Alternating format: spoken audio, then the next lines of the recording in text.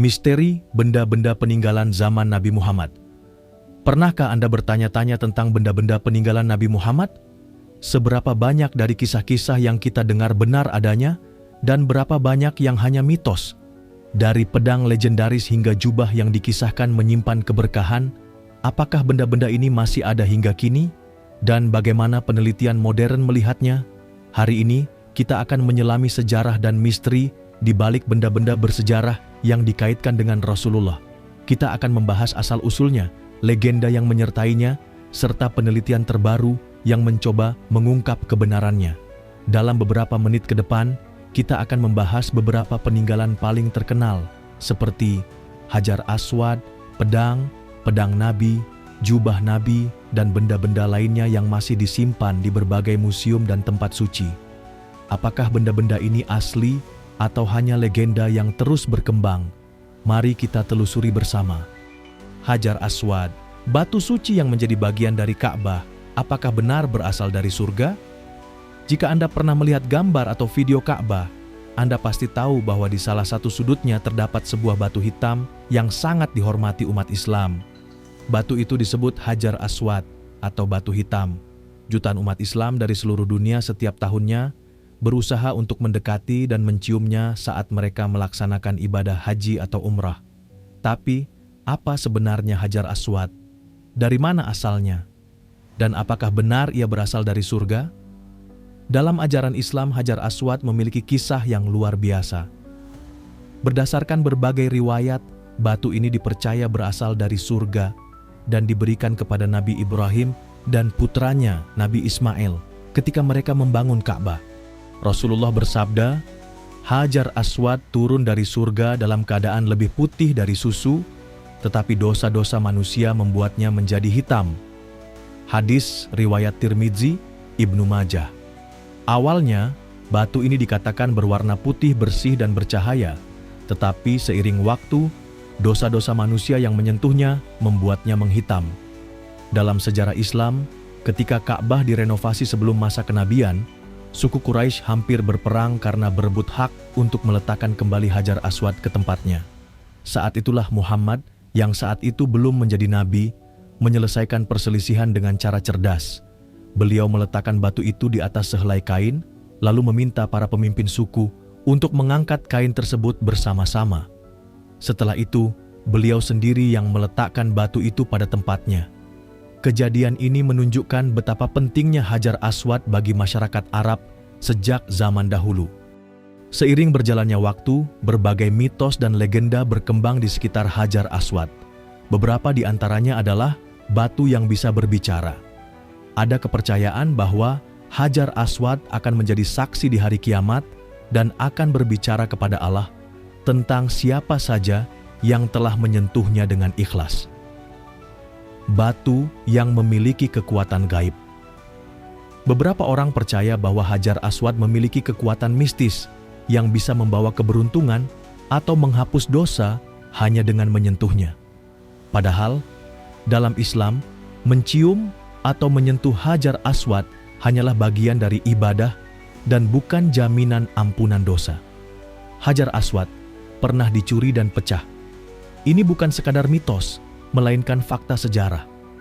Hajar Aswad pernah dicuri oleh kelompok Karmatians, sebuah sekte ekstrim yang menyerang Mekah. Mereka membawa batu ini ke Bahrain dan menyimpannya selama lebih dari 20 tahun sebelum akhirnya dikembalikan. Selama pencurian itu, batu ini mengalami kerusakan dan pecah menjadi beberapa bagian kecil.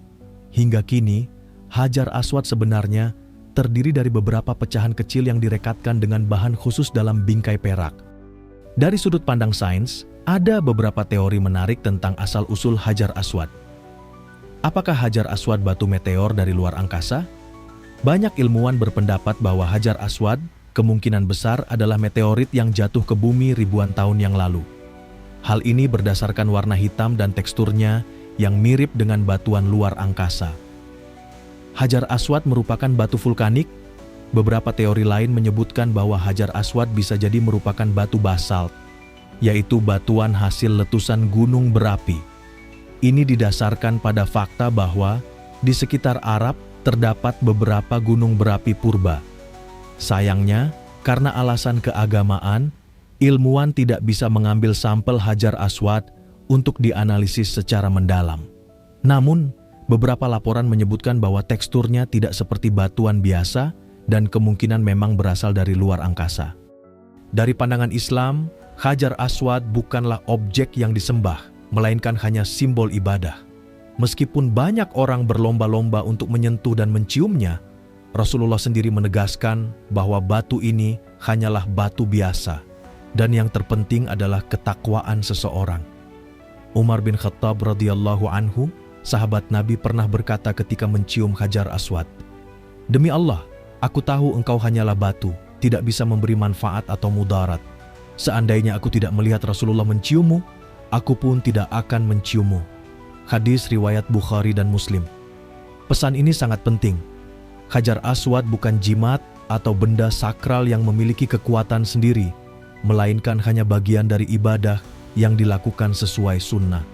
Hajar Aswad tetap menjadi salah satu peninggalan paling misterius dalam sejarah manusia.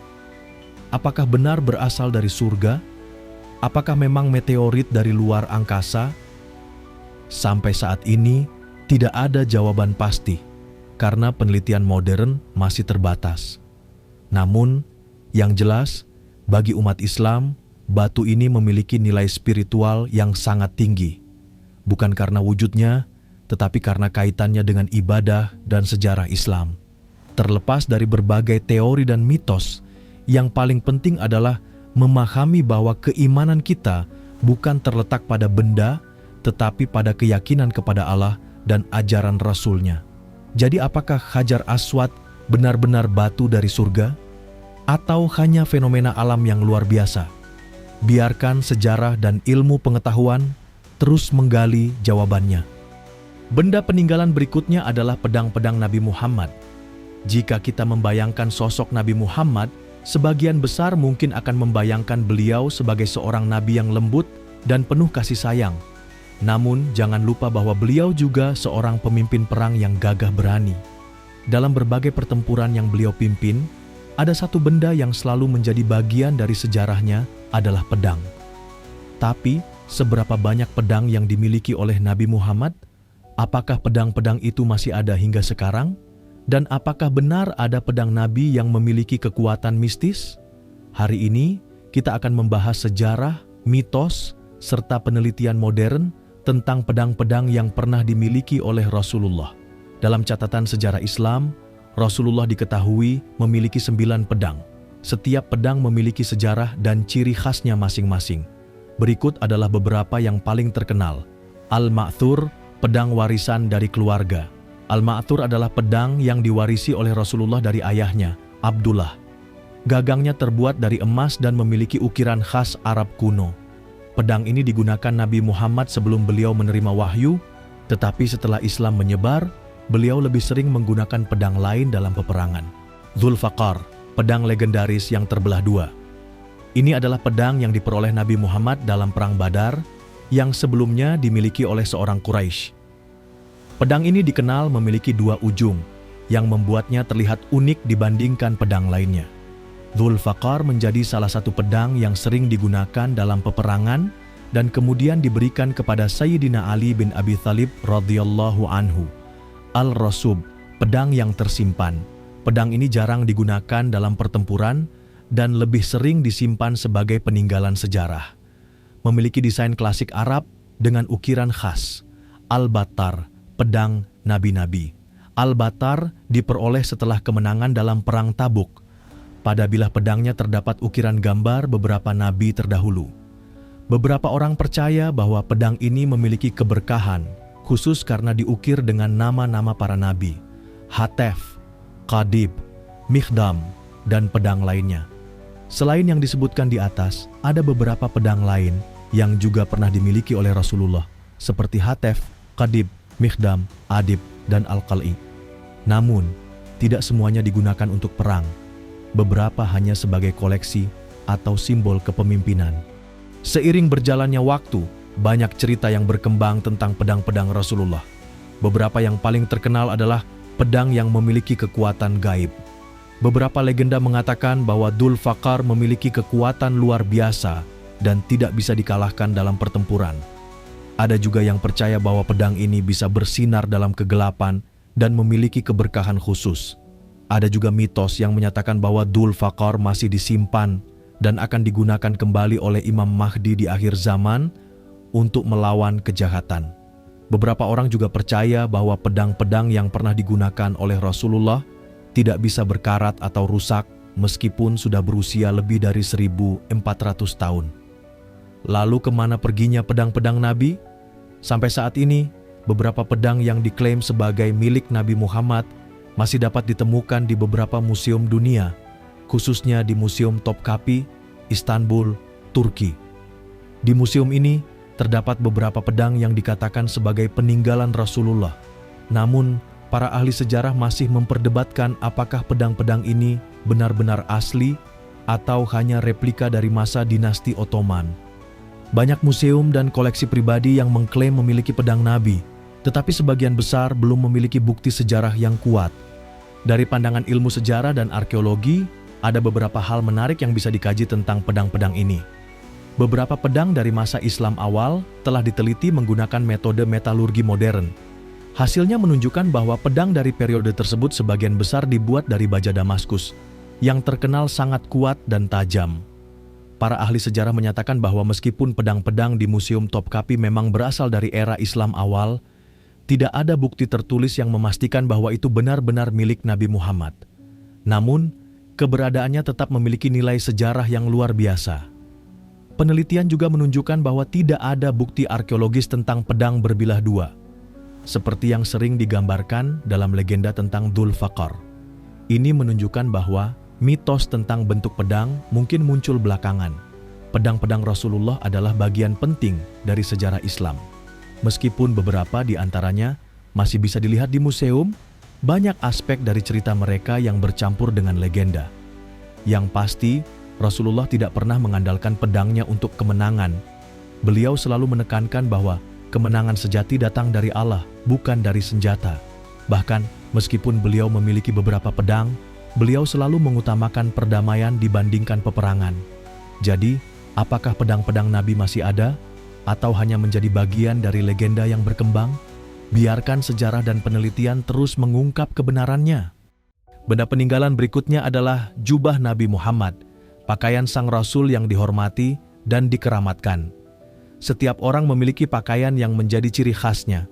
Begitu juga dengan Nabi Muhammad. Dalam sejarah Islam, Rasulullah dikenal sebagai sosok yang sederhana, termasuk dalam cara berpakaian. Salah satu benda yang hingga kini masih menjadi misteri adalah jubah Nabi, yang disebut-sebut masih tersimpan di beberapa tempat di dunia. Tapi, apakah jubah Nabi Muhammad benar-benar masih ada? Apakah ada kekuatan khusus yang menyertainya? Dan bagaimana penelitian modern melihat peninggalan ini? Dalam berbagai riwayat, Rasulullah dikenal memiliki gaya berpakaian yang sederhana tetapi tetap rapi. Beliau sering mengenakan jubah, qamis, pakaian panjang yang menutupi hingga pergelangan kaki, rida, sejenis selendang yang disampirkan di bahu, izar, kain sarung yang digunakan sebagai bawahan.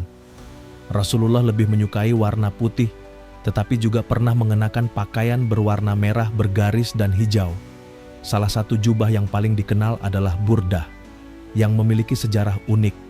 Jubah burdah, hadiah dari penyair Ka'ab bin Zuhair. Jubah yang paling terkenal dalam sejarah Islam adalah burdah yang diberikan oleh Rasulullah kepada Ka'ab bin Zuhair. Ka'ab bin Zuhair adalah seorang penyair yang awalnya menentang Islam. Namun, setelah bertemu Rasulullah dan menyatakan keimanannya, ia menggubah sebuah puisi indah berjudul Banat Su'ad sebagai bentuk pujian kepada Nabi. Sebagai penghargaan, Rasulullah memberikan jubahnya kepada Ka'ab bin Zuhair. Jubah ini kemudian diwariskan dari generasi ke generasi hingga akhirnya menjadi salah satu peninggalan Islam yang paling berharga. Seperti halnya peninggalan sejarah lainnya, jubah Nabi Muhammad juga dikelilingi berbagai cerita dan mitos. Beberapa di antaranya adalah ada kepercayaan bahwa jubah Nabi bisa menyembuhkan penyakit, memberikan keberkahan, dan melindungi pemiliknya dari mara bahaya. Beberapa orang percaya bahwa jubah Nabi masih tetap utuh meskipun telah berusia lebih dari 1400 tahun, tidak lapuk atau terkena pengaruh waktu. Ada legenda yang mengatakan bahwa jubah Nabi masih disimpan dan akan digunakan kembali oleh Imam Mahdi atau Nabi Isa ketika turun ke bumi di akhir zaman. Lalu, di mana jubah Nabi sekarang? Saat ini, beberapa museum dan koleksi pribadi mengklaim memiliki jubah asli milik Nabi Muhammad. Beberapa lokasi yang terkenal adalah Museum Topkapi, Istanbul, Turki. Salah satu jubah yang diklaim sebagai milik Nabi Muhammad tersimpan di Museum Topkapi. Jubah ini disimpan dalam ruangan khusus dan hanya dibuka pada acara tertentu. Disebutkan bahwa jubah ini diwariskan oleh keluarga Rasulullah dan dijaga oleh para khalifah Utsmani. Masjid Hirkai Syarif, Istanbul, Turki. Masjid ini terkenal karena menyimpan Hirkai Syarif atau jubah Nabi yang dikatakan diberikan kepada seorang sahabat bernama Uwais Al-Qarni. Jubah ini hanya ditampilkan kepada publik selama bulan Ramadan. Banyak tempat di dunia Islam yang mengklaim memiliki peninggalan jubah Nabi, tetapi sebagian besar belum dapat dipastikan keasliannya. Dari pandangan sains dan sejarah, ada beberapa hal yang menarik untuk dikaji mengenai jubah Nabi Muhammad. Beberapa di antaranya adalah analisis serat kain. Jubah yang tersimpan di Museum Topkapi dikatakan berasal dari abad ke-7, sesuai dengan era kehidupan Nabi Muhammad. Namun, karena tidak boleh diambil sampelnya untuk penelitian lebih lanjut, keasliannya belum bisa dipastikan secara ilmiah. Mengapa jubah Nabi Muhammad bisa bertahan lama sampai sekarang? Beberapa peninggalan tekstil dari zaman kuno memang bisa bertahan lama jika disimpan dalam kondisi tertentu seperti suhu dan kelembapan yang stabil, perlindungan dari cahaya matahari, tidak sering disentuh atau dipindahkan. Jadi, jika jubah yang diklaim sebagai milik Nabi Muhammad masih bertahan hingga sekarang, bisa jadi karena faktor lingkungan dan cara penyimpanannya yang sangat hati-hati. Lalu, apakah jubah Nabi bisa memiliki kekuatan tertentu?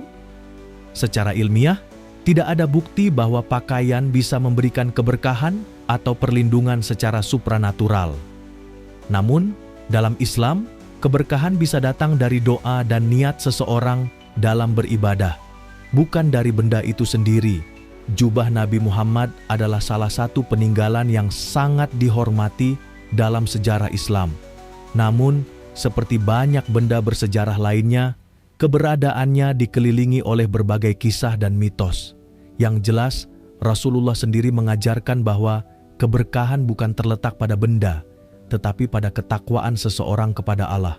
Rasulullah bersabda, "Sesungguhnya Allah tidak melihat bentuk rupa dan hartamu, tetapi Dia melihat hati dan amal perbuatanmu."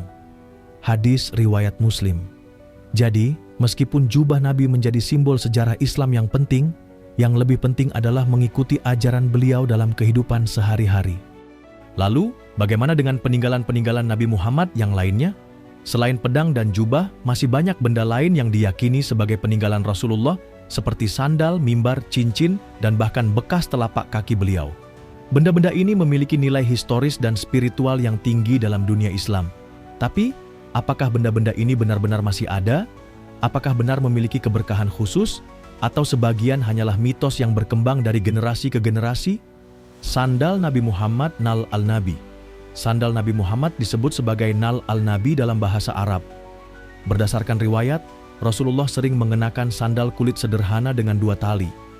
Ada beberapa yang menyebutkan bahwa bentuk sandal beliau menyerupai sandal yang digunakan oleh masyarakat Arab pada masa itu. Beberapa sahabat seperti Anas bin Malik meriwayatkan tentang bagaimana Rasulullah merawat dan memperbaiki sendiri sandalnya. Beberapa museum dan tempat suci di dunia Islam mengklaim memiliki sandal Nabi, termasuk Museum Topkapi di Turki. Namun, para sejarawan masih memperdebatkan keasliannya karena tidak ada catatan yang memastikan bahwa sandal tersebut benar-benar milik Rasulullah. Mimbar Nabi Muhammad. Pada awalnya Rasulullah menyampaikan khutbah Jumat sambil bersandar pada sebatang batang kurma di Masjid Nabawi. Seorang sahabat bernama Tamim Ad-Dari kemudian membuatkan mimbar kayu untuk beliau agar lebih nyaman dalam berdakwah. Saat pertama kali menggunakan mimbar tersebut, Rasulullah mendengar suara tangisan dari batang kurma yang biasa beliau gunakan sebelumnya. Ini menunjukkan betapa besar kasih sayang Nabi terhadap alam dan makhluk di sekitarnya. Mimbar asli yang digunakan Nabi tidak lagi ditemukan, namun mimbar-mimbar yang digunakan setelahnya masih dapat dilihat di Masjid Nabawi di Madinah dan beberapa museum Islam. Cincin Nabi Muhammad. Nabi Muhammad memiliki sebuah cincin yang digunakan sebagai stempel resmi dalam korespondensi dengan para raja dan pemimpin dunia saat itu.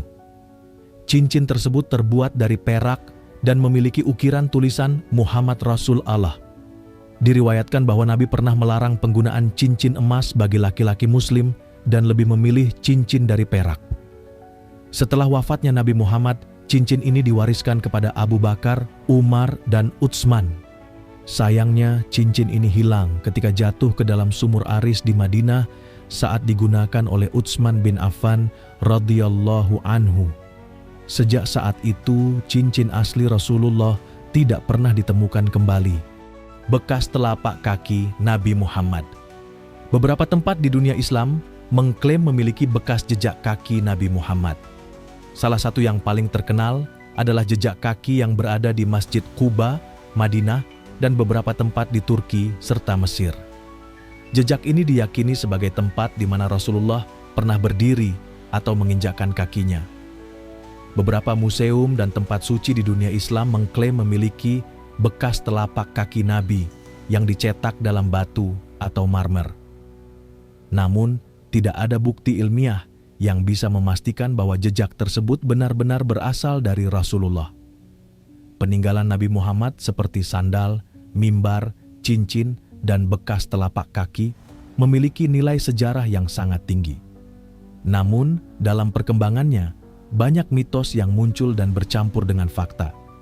Yang pasti, Rasulullah tidak mengajarkan kita untuk mengultuskan benda-benda peninggalannya. Sebaliknya, beliau menekankan bahwa keberkahan datang dari ketaatan kepada Allah, bukan dari benda-benda fisik. Dalam sebuah hadis, Rasulullah bersabda, "Barang siapa yang mengikuti sunnahku, dialah yang mencintaiku. Dan barang siapa yang mencintaiku, maka dia akan bersamaku di surga." Hadis riwayat Tirmizi.